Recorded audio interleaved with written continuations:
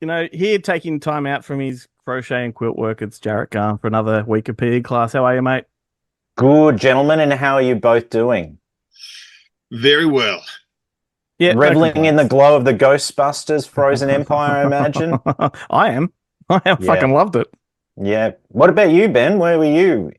Yeah, look, I enjoyed parts of it. I thought there's some great comedic moments in it, but it's still like they could have cut a half an hour out.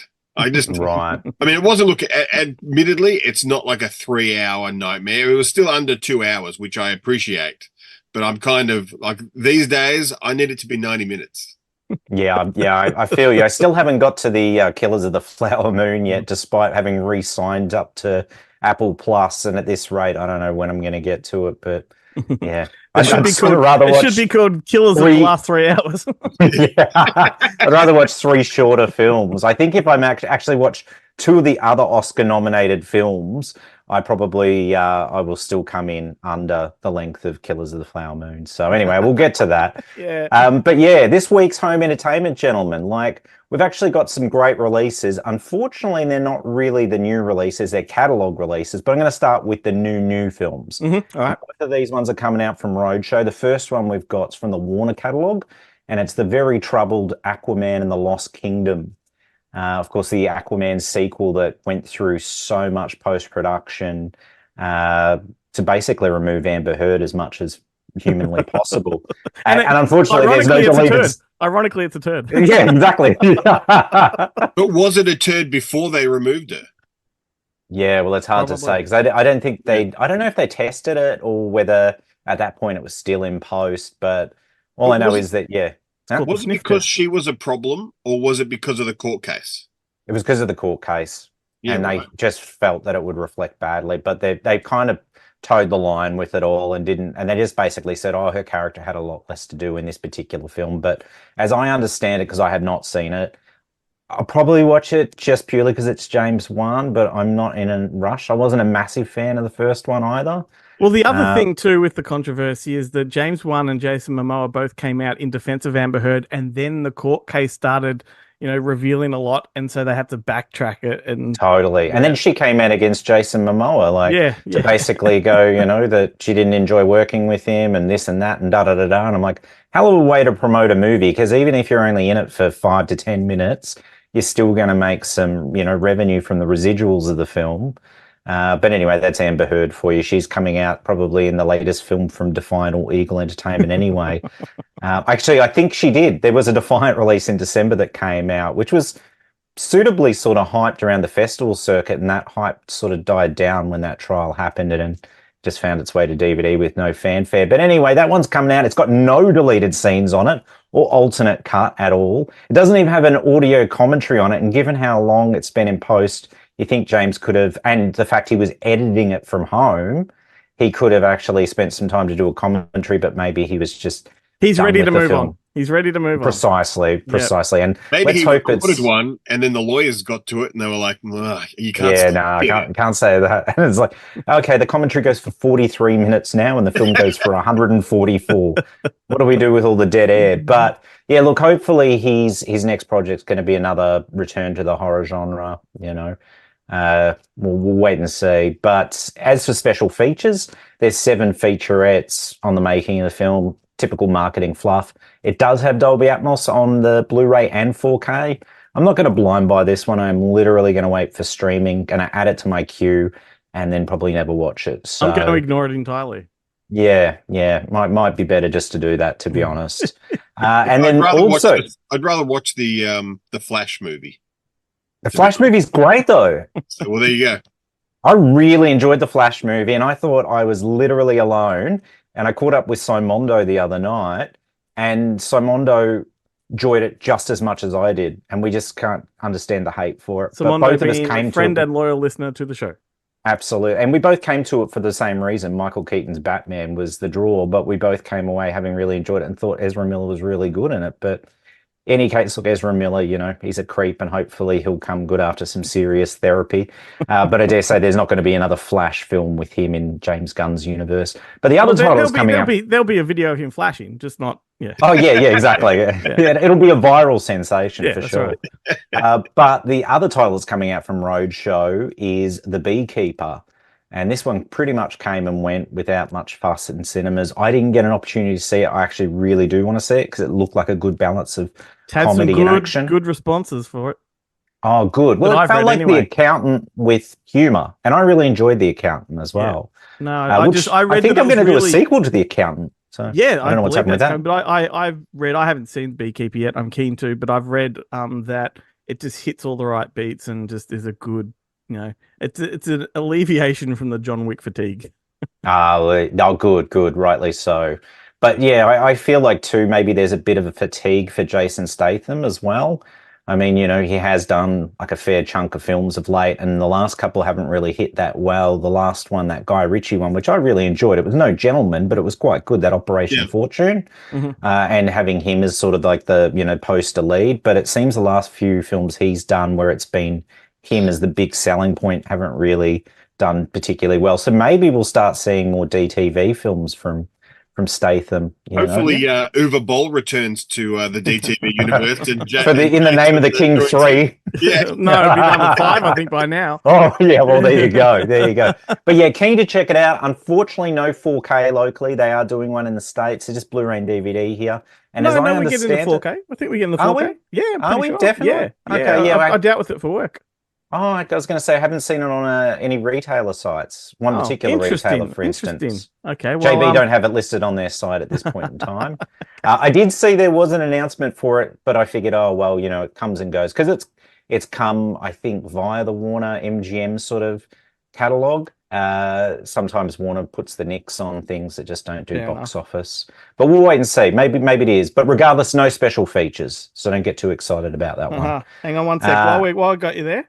Yes. On the JB website, 4K. Oh, okay. Well, there you go. Anyway, moving on to another distributor, Viavision, and they've got my favorite releases of the week. They've got a bunch of titles coming out on the imprint line. The first one, an exciting one, Strange Invaders. Michael Laughlin's Strange Invaders is hitting Blu-ray. Now, this is about a definitive edition as you're going to get of this film. Not only do you get all the legacy special features that are the audio commentary with Michael Laughlin, but you also get the isolated film score that was on the Twilight Time release some years back. You get the original theatrical trailer and the most exciting, an all-new exclusive special feature titled Strange Films, The Unfinished Trilogy, which is a video essay by this guy. And it's not one of those, 10-minute jobs. This thing goes for about 25 minutes. It's pretty, I won't say exhausting. It was exhausting for me to do it. It's pretty extensive. And it covers the 3 films, so Strange Behavior, aka Dead Kids, Strange Invaders, and then the third film that never came to be, which was The Adventures of Philip Strange, which would have been magnificent. But unfortunately, we'll never see it because sadly, Michael Laughlin left us during the COVID period back in 2020 or so. Anyway, so that release is going to be awesome. But the other release I'm super excited about from the imprint catalog is Batteries Not Included, which I know you'll be excited about, Glenn. Yeah. This film's finally getting a special edition. I mean, it was great when it got a Blu-ray release in the States. I bought it straight away because I wanted it in full HD. But now we're actually getting special feature content. So there's an interview with Mick Garris. What else? There's another special feature. Let me just see. What is it?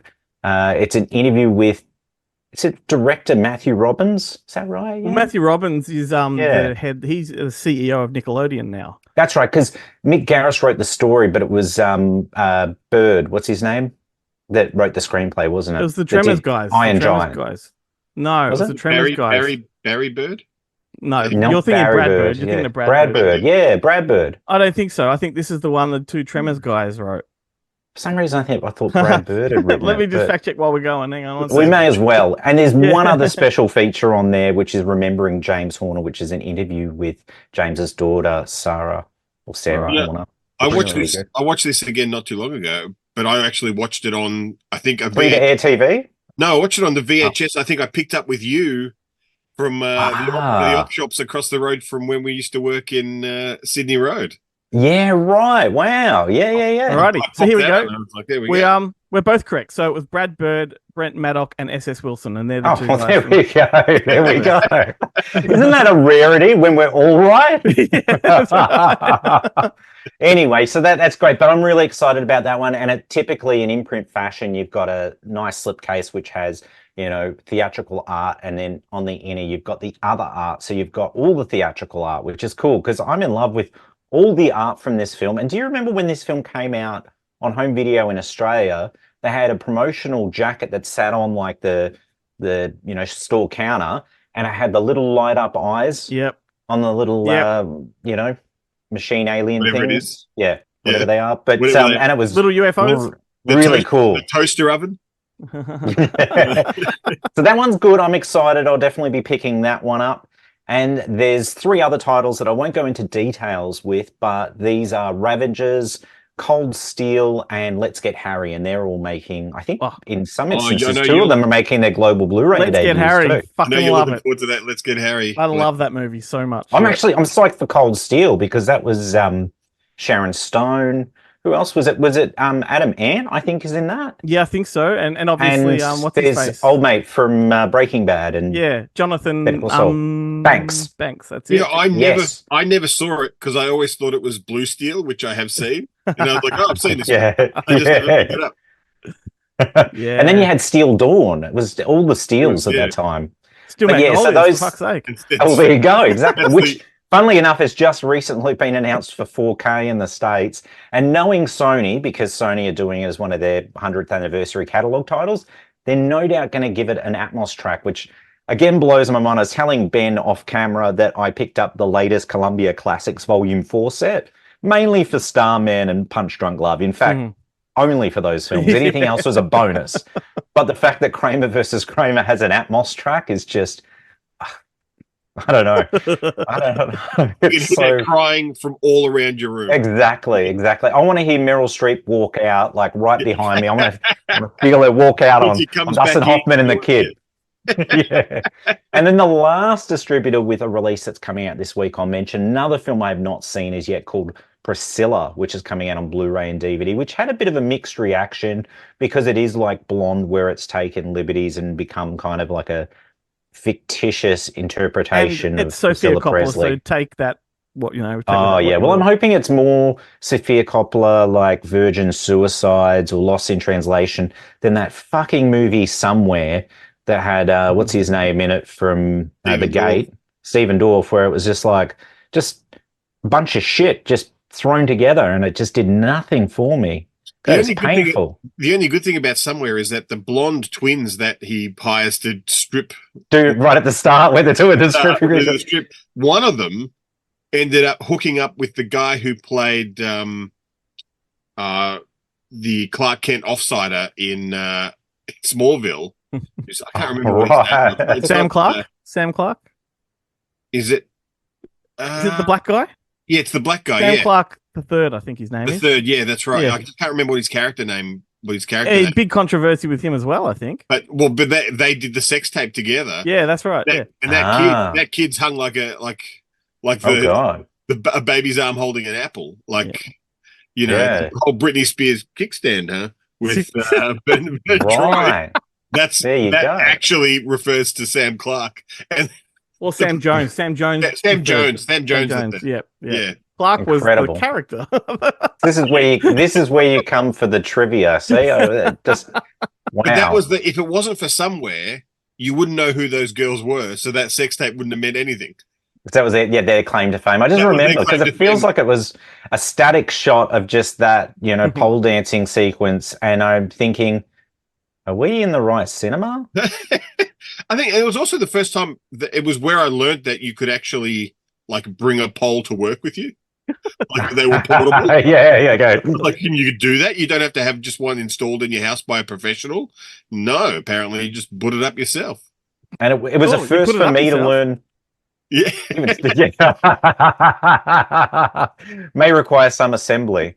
Yeah. It was also a first for me to realize that Sophia Coppola could do worse than The Godfather Part 3. Really? But yeah, no, she's made a comeback because I did really enjoy her reinterpretation of The Beguiled. I thought that was quite good, particularly after Bling Ring and Marie Antoinette that I wasn't massive on. But anyway, gentlemen, that's all the home entertainment news I've got for you this week. Excellent. I hope there's something among there that you might be interested in. Strange Invaders. That's a title that's definitely worth checking out. Check that one out, fellas. Will do. All right then. What about the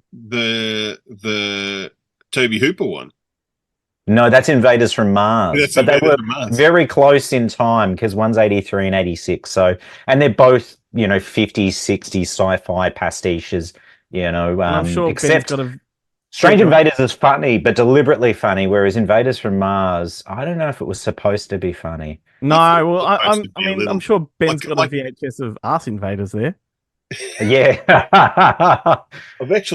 I've got a pole stuck wedged between your buttocks. I don't know where it is. Everything's kind of moved a bit, but I did have Invaders from Mars here, just right here for a long time.